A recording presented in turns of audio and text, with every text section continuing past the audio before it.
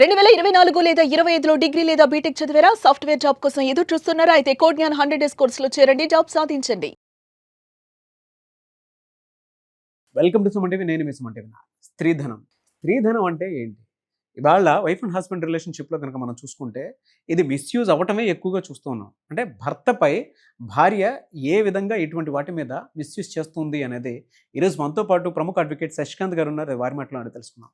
నమస్కారం శశికాంత్ గారు. నమస్తే. నేను రెగ్యులర్గానే కొంతమందిలో చూసినటువంటిదే నేను మీతో డిస్కస్ చేయబోతున్నానండి. చాలా మందికి కూడా దాని మీద క్లారిటీ ఉండాలి కాబట్టి అడుగుతున్నాను. ఈ స్త్రీధనం అంటే ఏంటి? అది ఎలా మిస్యూజ్ అవుతోంది? ఎందుకంటే నేను కొన్ని కేసెస్ చూశాను. బట్ మన ఆడియన్స్ కూడా దాని మీద ఒక పర్టికులర్ ఐడియా ఉండాలి కాబట్టి అడుగుతున్నాను. నాగరాజు గారు, మీరు ఇప్పుడు ఏదైతే టాపిక్ తీసారో ఈ టాపిక్ ఎట్లాంటిదంటే దీని మీద స్పెషల్గా చట్టాలు లేవు, కానీ ఆ ఒక్క వర్డ్ మీరు యూజ్ చేశారు చూడండి, స్త్రీధనం అని. దాని వెనక చాలా పెద్ద పెద్ద స్టోరీలు జరుగుతాయి. ముందుగా ఈ టాపిక్ తీసినందుకు మిమ్మల్ని అభినందిస్తూ, ఎందుకంటే చాలామంది ఆడియన్స్ దీనివల్ల అవేర్నెస్ పెరుగుతుంది. యాజ్ ఎ లాయర్ నాకు కూడా మీతో ఈ వీడియోస్ తీస్తాం వల్ల ప్రాక్టీస్ చేస్తాము, అదంతా డబ్బులు సంపాదిస్తాము, అదంతా ఒక ఎత్తు. బట్ మీతో ఈ వీడియోస్ తీస్తాం వల్ల ఏదైతే మనం అవేర్నెస్ క్రియేట్ చేస్తున్నామో అది ఎంతో సాటిస్ఫాక్షన్ ఇస్తుంది. నాగరాజు గారు, ముందుగా మీకు అభినందనలు చెప్తూ, థ్యాంక్స్ చెప్తూ, థ్యాంక్ యూ అండి. ఈ టాపిక్ మీద నేను మీకు ఏం చెప్పబోతున్నానంటే, ఎంత మిస్యూజ్ చేస్తారంటే నాగరాజు గారు స్త్రీధన్ని. ఓకే, నేను అందరినీ అనట్లేదండి. ఇప్పుడు స్త్రీలలో కానీ పురుషులలో కానీ ఒక పర్సంటేజ్ ఉంటారు. ఓకే, ఏదైనా మనం టాపిక్ డిస్కస్ చేస్తున్నామంటే టక్ మన ఎవరు అఫెండ్ అవ్వక్కర్లేదు. లిమిటెడ్ సెట్ ఆఫ్ పీపుల్ ఉంటారు. ఎవరి వల్ల అయితే ఈ చట్టాలు పెట్టాల్సి వచ్చిందో, ఎవరి వల్ల అయితే రూల్స్ ఫాలో అవ్వరో, ఓకే, వాళ్ళ గురించి మనం డిస్కస్ చేస్తున్నాం. స్త్రీధన్నది అంటే ఏంటి నాగరాజు గారు?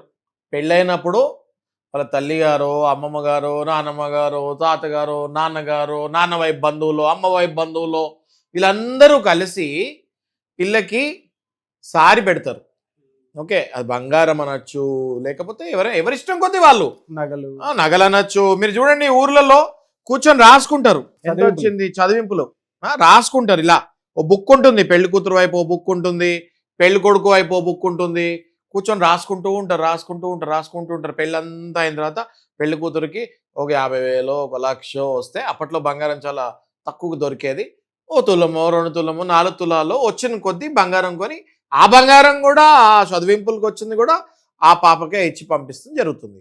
అలాగే తరతరాల నుంచి అమ్మమ్మల నానమ్మల దగ్గర నుంచి వచ్చిన బంగారం నా మనవరాలకి ఇవ్వండి అని చచ్చిపోతూ ఉంటారు కదా, స్వర్గస్థులు అవుతూ ఉంటారు పెద్దవాళ్ళు. వాళ్ళ బంగారం కూడా ఈ పాపకి వెళ్ళేటప్పుడు, ఇది నీదమ్మా, అమ్మమ్మ ఇచ్చింది, మీ నాన్నమ్మ ఇచ్చింది, ఇది నేను ఇస్తున్నాను, నాన్న కొనిచ్చాడు నాకు, నా పెళ్ళిలో వచ్చిన స్త్రీధన్ ఇది, నేను నీకు ఇస్తున్నాను అని చెప్పి ఆ పెళ్లి కూతురికి ఇచ్చి పంపిస్తాం జరుగుతుంది. అలాగే తండ్రి ఏం చేస్తాడు, ఏదైనా ప్లాట్ ఏదైనా ఉంటే, ఇది కట్నం కాదండి, కట్నాల గురించి మాట్లాడలే నేను.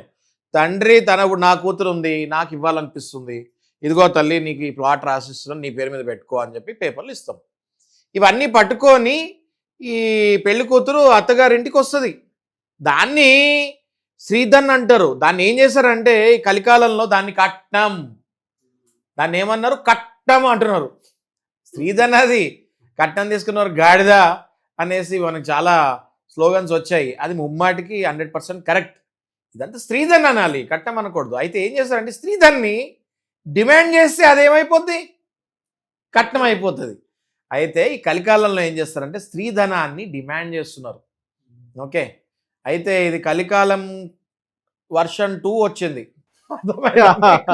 కలికాలం 2.0 వచ్చింది. అంటే అమ్మాయిలు రివర్స్ అవుతున్నారు. ఇప్పుడు ఇన్నాళ్ళు అబ్బాయిలు ఎంజాయ్ చేస్తాం చూసాం మనం, ఆ స్త్రీధన్ని ఎంజాయ్ చేస్తాము, మొత్తం పూర్తిగా నాకేస్తాము, మళ్ళీ ఇంటికి వెళ్ళి తీసుకురా అంటాము. ఇవన్నీ అసలు ఏంటి, మనం పెళ్ళప్పుడు ఇదే కదా ఒప్పుకుంది అంటారు.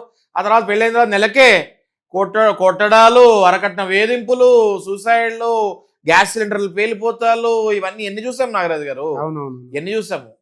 ఇవన్నీ అయిపోయి కలికాలం 2.0 వచ్చింది.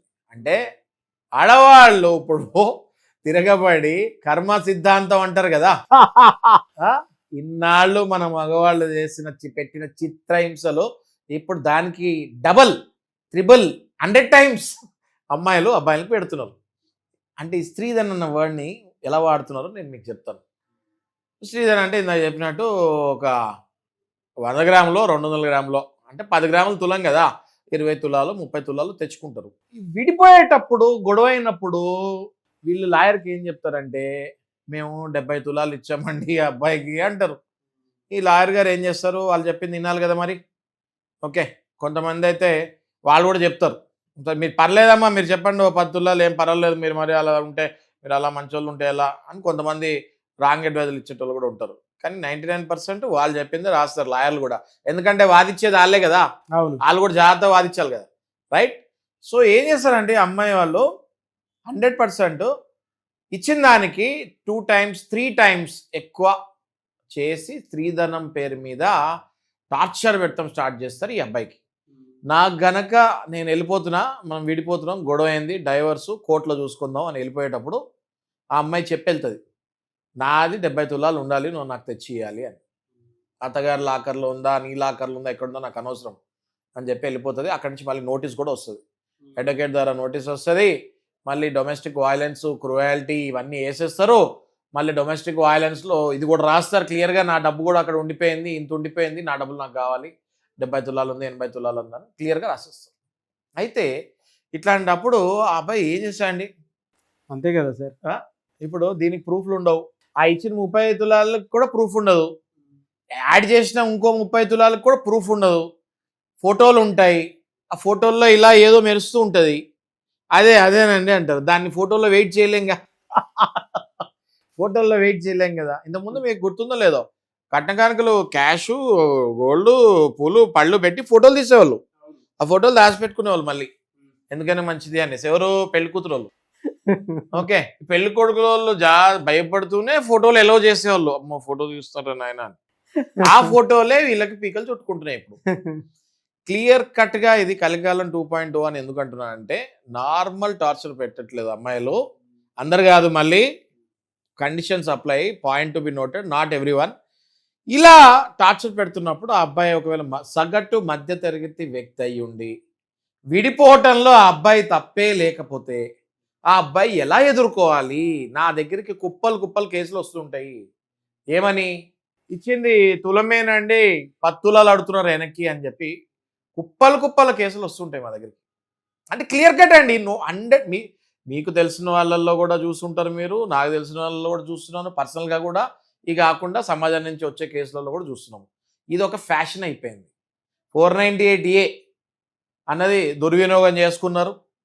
డొమెస్టిక్ వైలెన్స్ అత్తగారి మీద, మామగారి మీద, మరిది మీద, అందరి మీద దుర్వినియోగం చేసుకున్నారు. ఇప్పుడు కొత్తగా ఏంటి, స్త్రీధన్. అందుకే అన్నాను చాలా మంచి టాపిక్ తీశారండి ఇది, ఎందుకంటే దీనికి సెక్షన్ పేరు ఏం లేదు దీనికి, స్త్రీధన్లో ధనాధన్. మిస్యూజ్ ఏ సెక్షన్ కిందకి వెళ్తుంది సార్ ఇది? ఇప్పుడు ఎవరైతే వీళ్ళు మిస్యూజ్ చేస్తున్నారో ఇది కూడా ఒక క్రిమినల్ బ్రీచ్ ఆఫ్ ట్రస్ట్ అవుతుంది. ఓకే, అంటే 406, 420 ఇవన్నీ చీటింగ్ కిందకు వస్తుంది, క్రిమినల్ బ్రీచ్ ఆఫ్ ట్రస్ట్ అవుతుంది. కాకపోతే మీరు దాన్ని ఎలా వాదిస్తారో ఇట్స్ మోస్ట్ ఇంపార్టెంట్. అది మోస్ట్ ఇంపార్టెంట్. ఎందుకంటే ఆ పెట్టిన 30 తులాలకి రిసీట్ ఉండదు, ఇంకో 30 తులాలకి అందులో కలిపేస్తారు వీళ్ళు, నేను ఇచ్చా అంటారు. ఎలా? మీరు చెప్తుంటేనే స్ట్రెస్ వస్తుంది సార్ నాకు. అంటే అదే ఇమాజిన్ చేసుకుంటుంటేనే, మామూలుగా ఏదో టాపిక్లా ఉంది కానీ నిజమే సార్. అదే అంటే మీరు ఇందాక చెప్పినట్లు ఫోటోలు గిటోలు చూపించేస్తారు. అబ్బాయిల తల్లిదండ్రులు తలబట్టుకుని వస్తున్నారు నాగరాజు గారు. అబ్బాయిల తల్లిదండ్రులు, అమ్మాయిల తల్లిదండ్రులు తక్కువైపోయారు.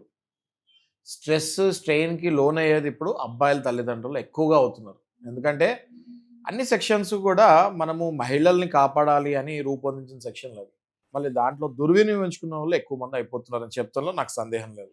సో పోను ఇట్లాంటి స్త్రీధన్ కేసెస్ నేను పర్టికులర్గా అనేది ఏంటంటే, మీరు ఏ గ్రామంలో ఉంటే ఆ గ్రామంలో అయినా ఎక్కడైనా మంచి ఎక్స్పీరియన్స్ ఉన్న అడ్వకేట్ని కలవాలి.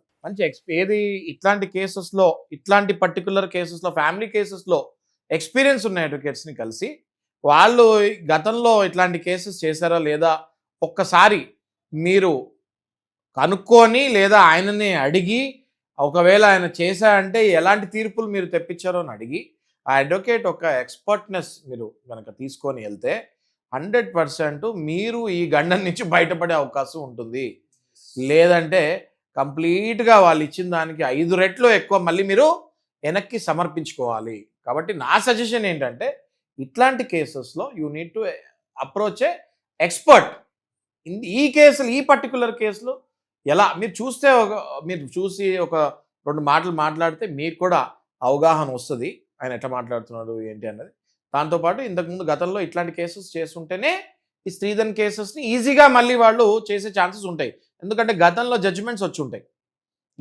ఆయన పర్టికులర్గా చేసిన కోర్టులోనే ఇంతకు ముందు వచ్చిన జడ్జిమెంట్స్ తీసుకొని ఈ జడ్జిమెంట్స్ ఏ ఆధారంగా వచ్చిందో చూసుకొని మీ కేసుకి ఈ జడ్జిమెంట్ ఎంత మ్యాచ్ అవుతుందో చూసుకొని దాని ప్రకారంగా వాదిస్తే ఖచ్చితంగా మీరు ఈ గండ నుంచి బయటపడతారు. ఆ అమ్మాయి వాళ్ళు ఓడిపోయే ఛాన్సెస్ ఎక్కువగా ఉంటాయి. వెరీ గుడ్ అనాలిసిస్ అండి. Thank you so much.